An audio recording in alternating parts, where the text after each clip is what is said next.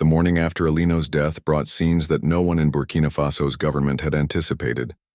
Instead of the crowds dispersing overnight as officials had hoped, the number of protesters had actually grown. People continued arriving, from villages and towns across the country, many of them walking for hours or traveling in overcrowded buses to pay their respects to the man who had died for speaking truth to power. Alino Faso stood at the center of this growing movement, though she had never sought such a role. Her husband's widow had become a symbol of dignity in the face of injustice. Dressed in traditional mourning clothes, she moved through the crowds outside the prison with quiet grace, accepting condolences and listening to stories of how Alino had touched people's lives. The government tried to pressure Alino to call for calm and ask people to return to their homes. Officials offered her financial compensation, promises of government jobs for her children, and even threats disguised as concerns for her family's safety. But like her husband, Alino refused to be bought or intimidated. She understood that accepting government money would dishonor Alino's memory and betray the people who were risking their own safety to stand with their family. Instead, Alino did something that shocked both the government and many of the protesters. She announced that she would personally deliver a copy of Alino's collected evidence to the International Criminal Court in The Hague, Netherlands. Before his arrest, Alino had given her detailed instructions on how to access hidden copies of all his documentation, knowing that his work might need to continue even if he could not. This announcement transformed the character of the protests. From emotional expressions of grief into focused political action, people began organizing into committees focused on specific issues: government corruption, mining rights, education funding, healthcare access. They established communication networks that could coordinate activities across different regions of the country while avoiding government surveillance. Fatima Ouedraogo emerged as one of the key organizers of these committees. Her experience running a small business had taught her practical skills in logistics and planning, while her literacy work had connected her with people from many different communities. She worked with other former students of Alino to create a structure that could sustain the movement even if individual leaders were arrested. The government's response became increasingly desperate as they realized the protests were not going to fade away naturally. President Compaoré declared a state of emergency, imposing curfews and banning public gatherings. But these measures only increased public anger, as people saw them as confirmation that their government ruled through fear rather than consent. International pressure was also mounting. The European Union suspended all aid to Burkina Faso pending an independent investigation into Alino's death and the government's response to the protests. Several African leaders, including Ghana's president and South Africa's archbishop, publicly called for reform in Burkina Faso and justice for Alino's family. Sarah Chen's continued reporting played a crucial role in maintaining international attention on the story. She had managed to interview several former government officials who confirmed the authenticity of Alino's evidence and provided additional details about the corruption he had exposed. Her articles were being translated into multiple languages and shared widely on social media, making it impossible for the Burkina Faso government to control the narrative. 3 weeks after Alino's death, the situation reached a turning point. A group of junior military officers, inspired by the civilian protests and disgusted by the government's corruption, staged a coup that removed President Compaoré from power. Unlike many African military coups that simply replaced one corrupt leader with another, these officers immediately announced plans for democratic elections and invited international observers to monitor the transition. The coup leaders specifically referenced Alino Faso in their first public statement, calling him a hero of the people whose death had exposed the moral bankruptcy of the old regime. They promised that everyone responsible for his murder would face justice, and they invited his family to participate in the new government's truth and reconciliation process. But the impact of Alino's death was not limited to Burkina Faso.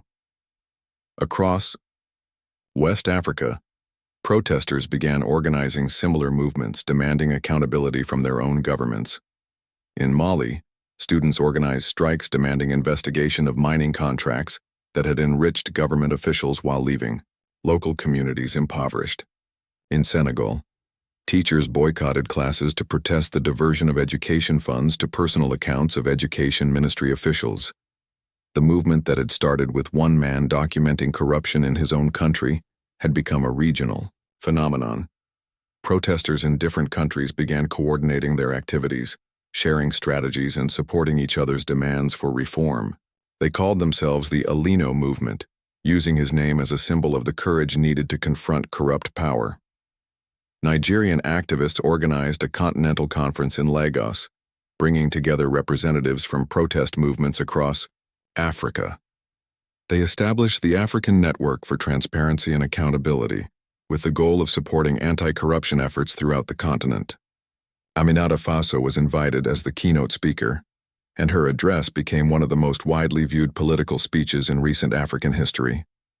In her speech, Alino spoke about her husband's belief that education was the foundation of all social progress.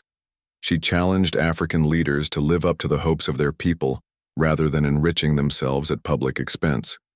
She called on ordinary citizens to follow Alino's example by documenting injustice.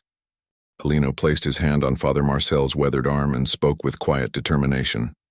"Thank you for this offer, Father, but I cannot run away now. My people are watching to see if their teacher will practice what he has taught them about courage and sacrifice. If I flee when the test becomes difficult, how can I ever ask them to stand up for what is right?" The old priest's eyes filled with tears as he understood Alino's decision. He had watched this young man grow from a curious boy under the baobab tree into someone who embodied the highest ideals of moral leadership. Even facing death, Alino chose to remain true to his principles rather than seek personal safety. Father Marcel spent the next hour sharing memories of Alino's childhood, reminding him of the joy he had brought to his family and community through his dedication to education. They prayed together in the small, dim cell, finding comfort in the familiar words that had sustained them both through many difficulties over the years. When the priest left, Alino felt a profound sense of peace settle over him. He had made his final choice, and now he could face whatever came next without regret. He spent the following days in prayer and meditation, preparing his spirit for the journey ahead while his body slowly weakened from the poor food and harsh conditions. Outside the prison walls, the movement inspired by Alino's courage was growing, stronger every day. Fatima Ouedraogo and her network of women had expanded their activities, now reaching into neighboring countries where news of Alino's arrest had spread. They were no longer just supporting one imprisoned teacher. They had become the foundation of a regional movement for human rights and government accountability. Students at the University of Ouagadougou organized study groups focused on Alino's writings about education and democracy. They invited speakers from other African countries who had successfully fought against corruption and authoritarian rule.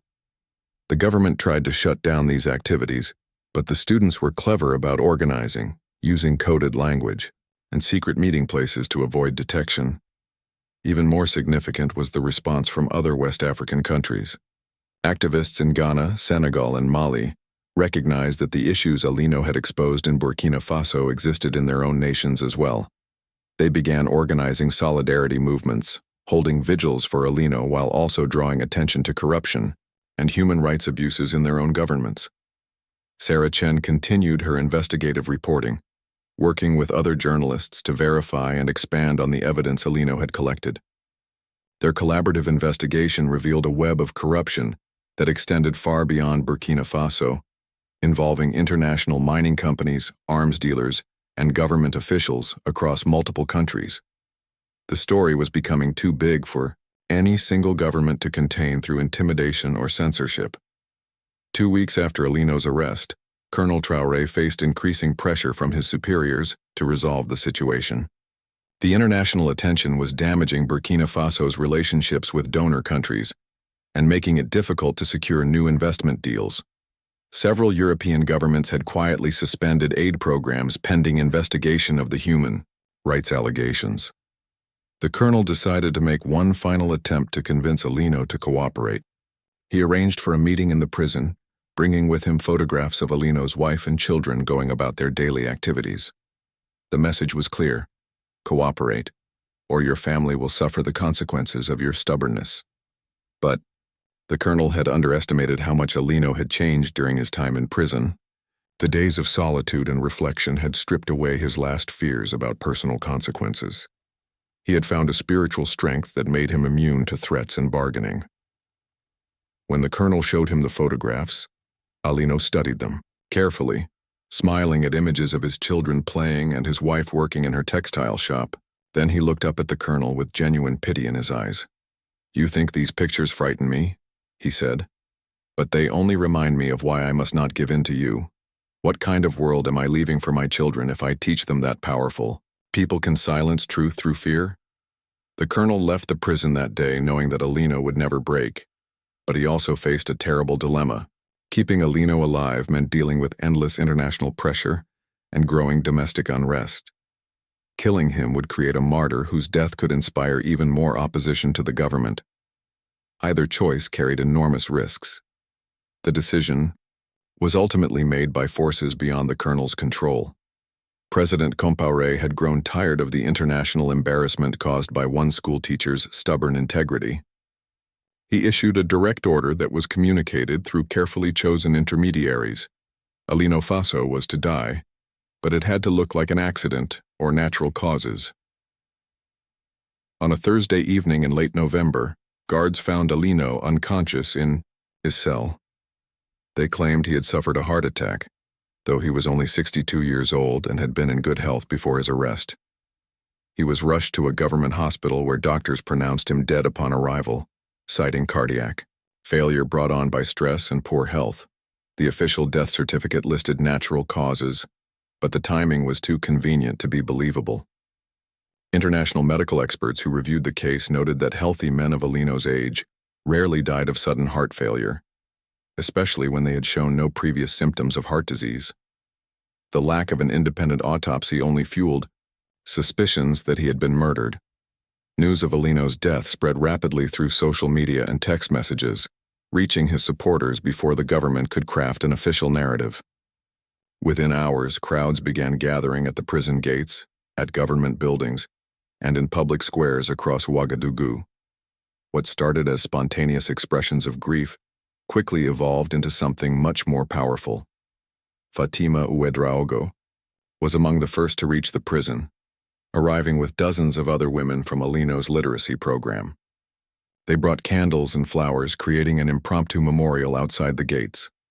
As word spread, the crowd grew to include students, teachers, farmers, small business owners, and ordinary citizens who had been inspired by Alino's courage. The government's initial response was to try to disperse the crowds using riot police and tear gas.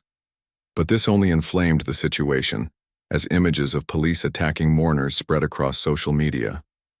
The government found itself facing not just local protests but international condemnation from human rights organizations and foreign governments. As night fell over Ouagadougou, thousands of people continued to maintain their vigil outside the prison where Alino had died. They sang traditional songs, shared stories of how he had touched their lives, and vowed to continue the work he had started. The movement that had begun with one teacher's decision to document corruption had become something much larger. A popular uprising that would reshape the political landscape of West Africa.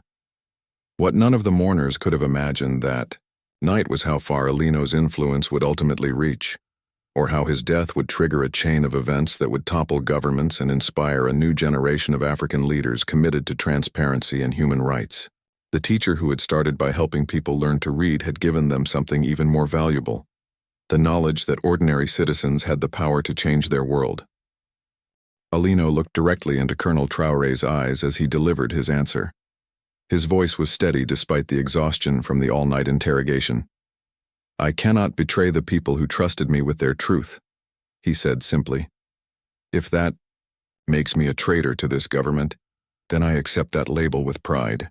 The silence that followed was deafening. Colonel Traoré's face hardened into a mask of controlled rage. He had expected Alino to break under pressure like so many others before him.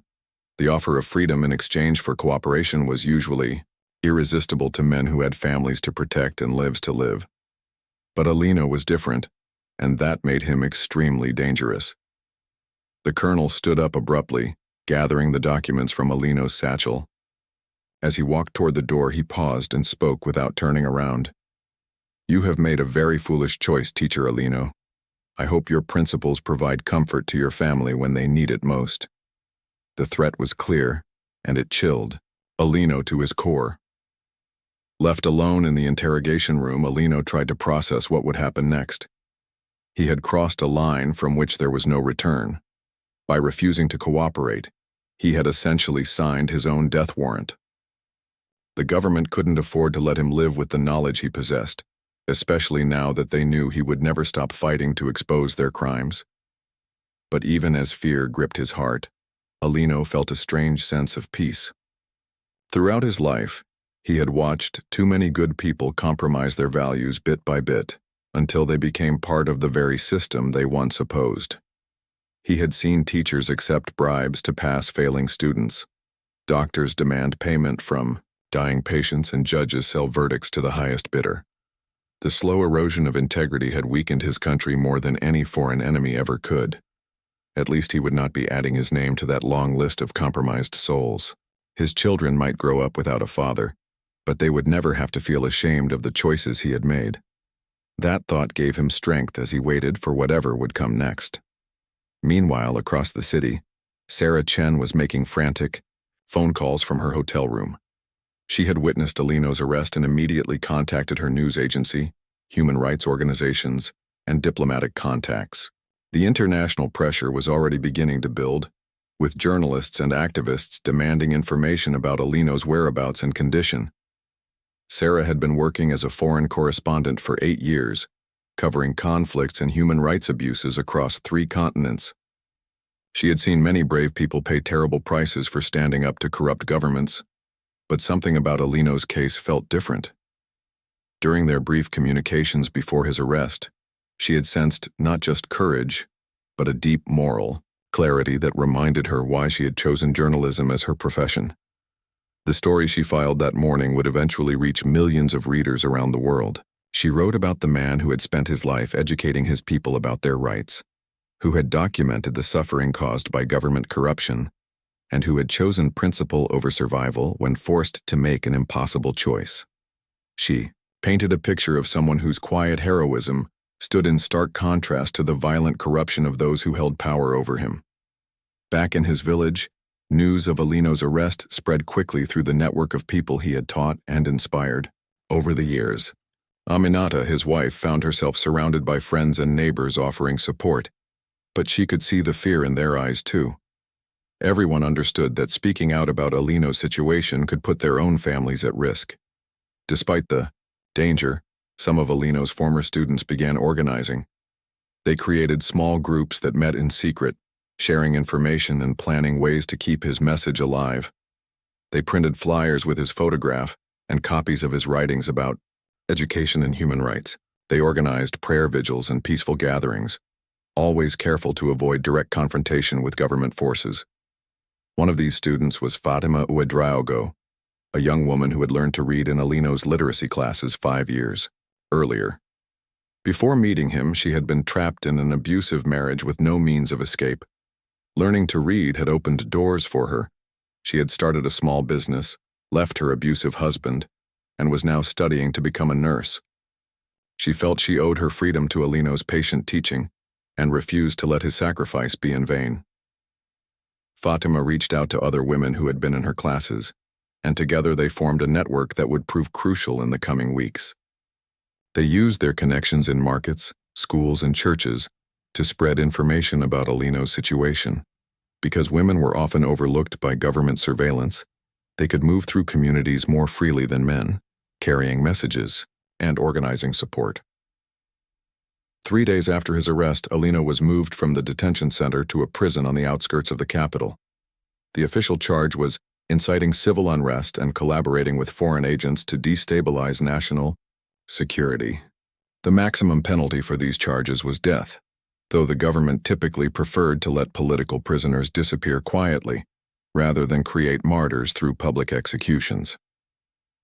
The prison conditions were deliberately harsh. Alino's Gisekim cell was barely large enough for him to lie down, with no window and minimal ventilation. He received one small meal per day and had no access to books, writing materials, or visitors. The goal was to break his spirit and make him reconsider his refusal to cooperate. But isolation also gave Alino time to think clearly about his situation and his country's future. He realized that his arrest might actually serve a greater purpose than his freedom ever could. If the government killed him, they would create exactly the kind of international incident that could bring serious pressure for reform. If they kept him imprisoned indefinitely, they would have to explain his disappearance to increasingly persistent questions from journalists and human rights groups.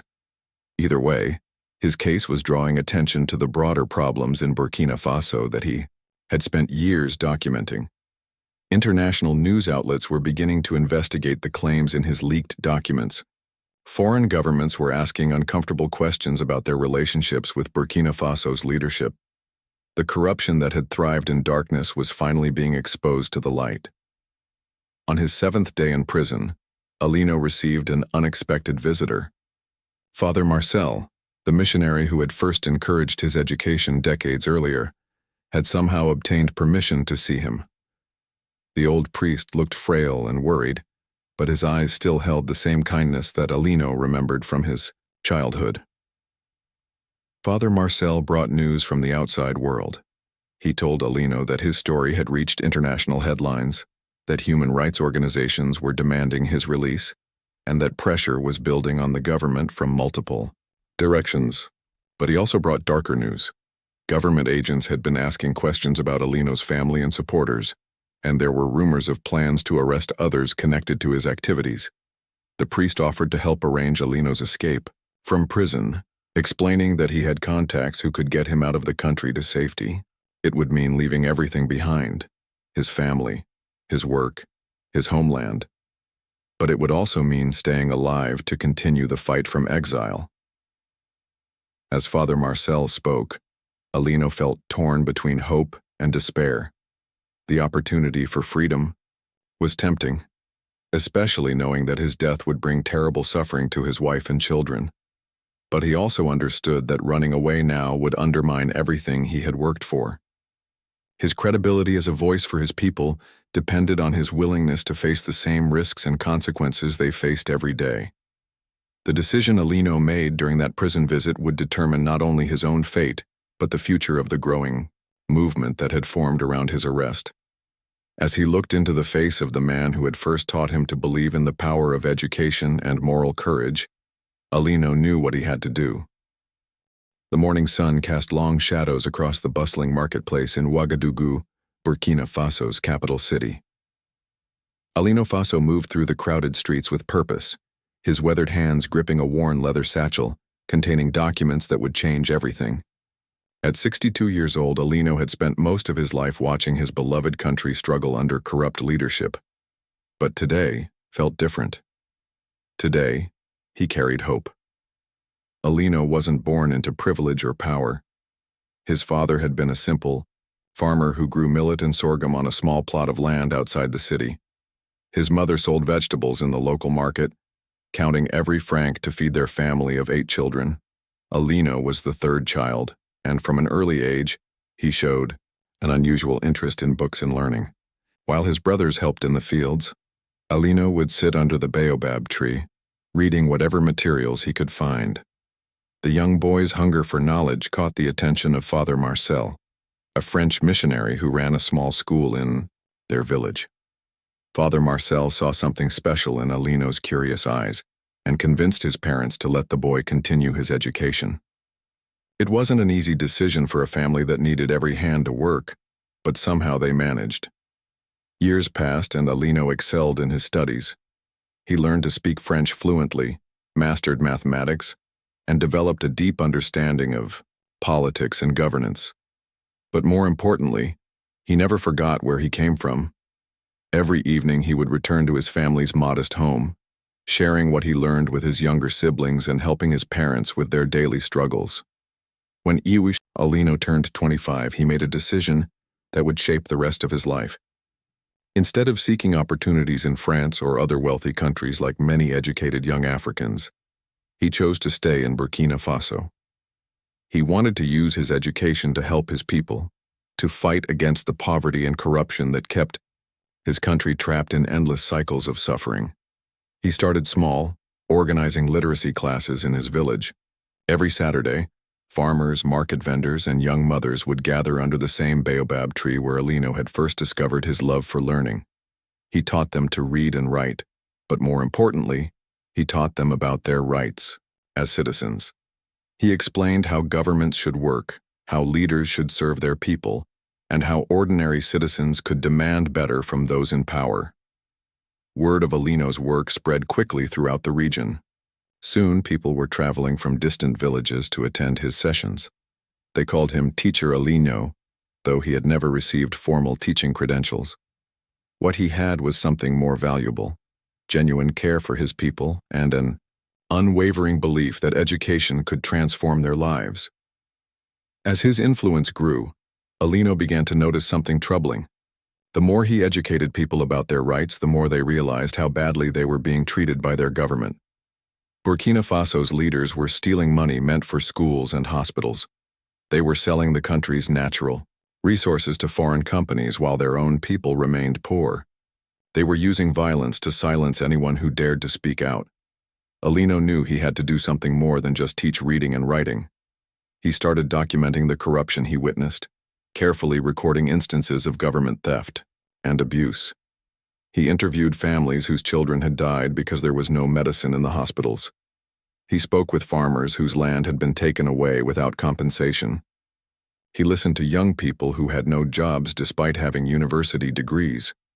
The leather satchel he carried everywhere became filled with these stories, hundreds of testimonies from ordinary people whose lives had been destroyed by corrupt leaders. Alino knew these stories had power, but he also knew that sharing them would put his life in danger. Government critics had a way of disappearing in Burkina Faso, never to be seen again. Despite the risks, Alino made contact with journalists and human rights organizations outside the country. He began secretly sharing some of the stories he had collected, always being careful to protect the identities of those who had trusted him with their testimonies. International newspapers started publishing articles about corruption in Burkina Faso, citing unnamed sources and documented evidence. The government quickly realized that someone was feeding information to the outside world, and they began searching for the source. Alino knew they were closing in on him, but he also knew he was close to exposing something even bigger: a massive scheme involving government officials and foreign mining companies that would rob Burkina Faso of its gold deposits worth billions of dollars. On that fateful morning in Ouagadougou's marketplace, Alino was carrying the final pieces of evidence he needed to expose this conspiracy.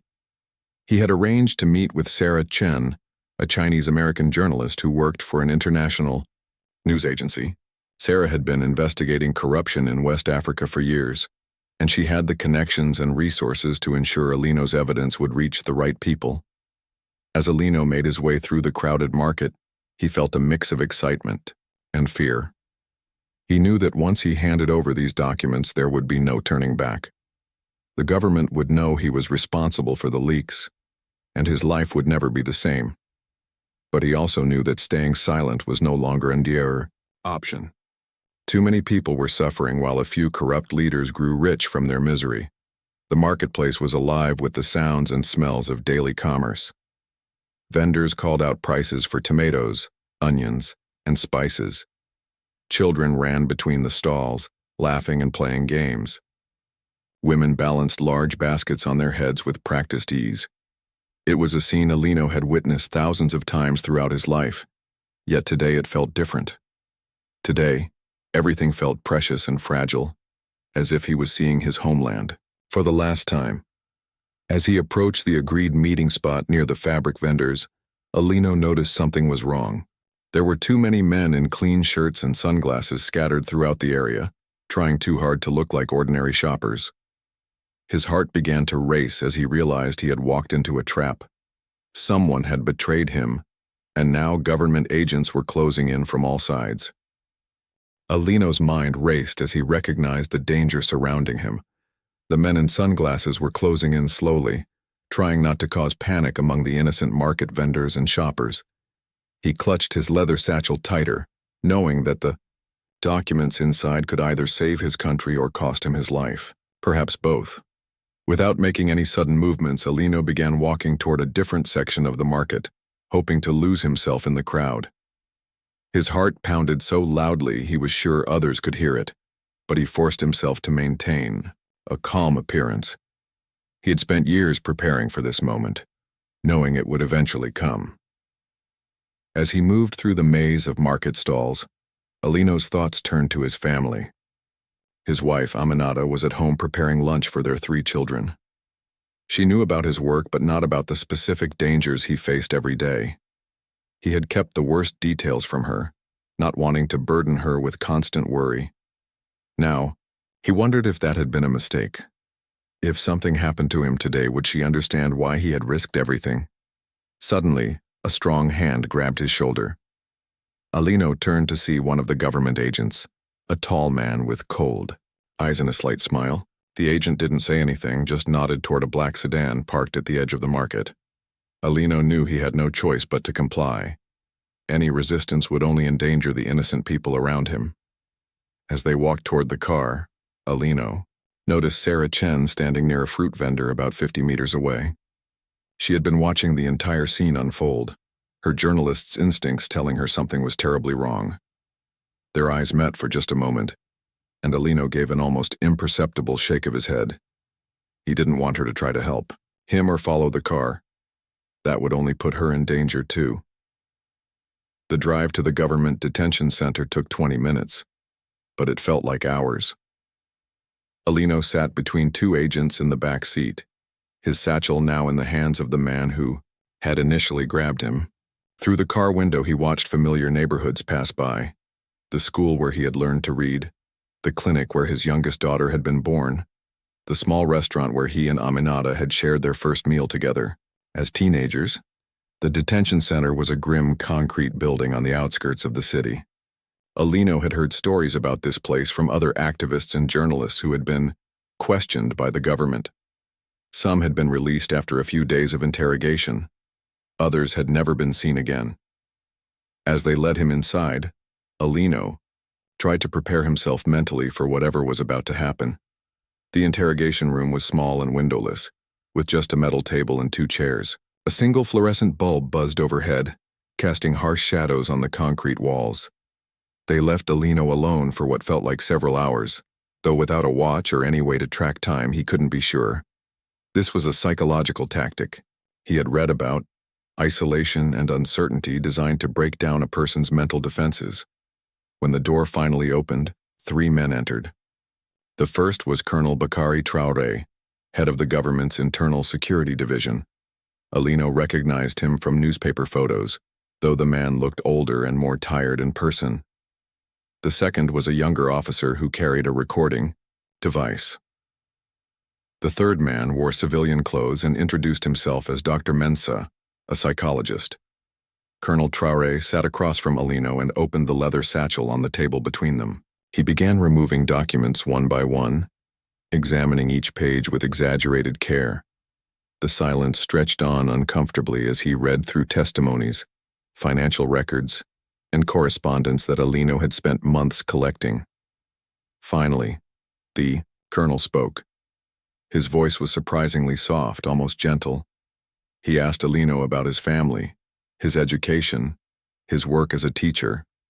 For a moment, it felt more like a friendly conversation than an interrogation, but Alino wasn't fooled. He had studied enough about government interrogation techniques to recognize this approach. They were trying to establish rapport before moving to more aggressive tactics. The questions gradually became more specific. How long had he been collecting information about government activities? Who were his contacts in the international media? Did he receive money from foreign organizations trying to destabilize Burkina Faso? How many other people were involved in his network? Alino answered honestly when he could, but he refused to provide names or information that might endanger others. He admitted to collecting testimonies from citizens about corruption, but he framed it as his duty as an educator to document the experiences of his people. He acknowledged having contact with foreign journalists, but he insisted he was simply trying to ensure that the truth about conditions in Burkina Faso reached the outside world. As the hours passed, the atmosphere in the room grew more tense. Colonel Traoré's gentle demeanor began to crack, revealing the harder man underneath. He accused Alino of being a traitor, of working with enemies of the state to undermine the government. He suggested that Alino's activities had put national security at risk and could be considered acts of terrorism. The psychologist Dr. Mensah took a different approach. He talked about Alino's family, mentioning specific details about his wife and children that made it clear they had been under surveillance for some time. He spoke about the excellent schools that Alino's children attended, the small business that his wife ran selling traditional textiles. It was a subtle threat: cooperate or these good things might disappear. Despite the pressure, Alino refused to compromise his principles or betray the people who had trusted him with their stories. He understood that the government officials weren't just angry about the embarrassing international attention his leaks had generated. They were terrified that he possessed evidence of specific crimes that could lead to serious legal consequences for high-ranking officials. As night fell, the interrogation took on a more desperate tone. Colonel Traoré revealed that they knew about his planned meeting with Sarah Chen, and they had been monitoring his communications for weeks. They had hoped to catch him in the act of passing documents to a foreign agent, which would have justified more severe charges against him. But now they found themselves in a difficult position. Alino was a respected figure in his community, and his disappearance had already been noticed. International human rights organizations were asking questions. The government couldn't simply make him vanish without consequences, but they also couldn't afford to let him continue his work. The colonel made Alino an offer. If he agreed to stop his activities, publicly apologize for spreading false information about the government, and provide the names of his sources, they would release him with only a formal warning. He could return to his family and continue teaching literacy classes as long as he stayed away from political topics. Alino considered the offer carefully. Part of him wanted desperately to accept it, to walk away from this nightmare and return to his normal life. He thought about his wife waiting at home, probably sick with worry by now. He thought about his children, who needed their father to be alive and present in their lives. He thought about the quiet satisfaction of teaching someone to read their first words or solve their first math problem. But then he thought about all the people who had trusted him with their stories, the mother whose child had died from preventable disease because there was no medicine in the government hospital, the farmer whose land had been stolen by corrupt officials, the young graduate who couldn't find work because all the good jobs went to relatives of government ministers. How could he abandon them now, when he was so close to exposing the truth about their suffering? As dawn broke over Ouagadougou, Alino gave his final answer to Colonel Traoré's offer. His response would seal his fate and set in motion events that would change the entire region.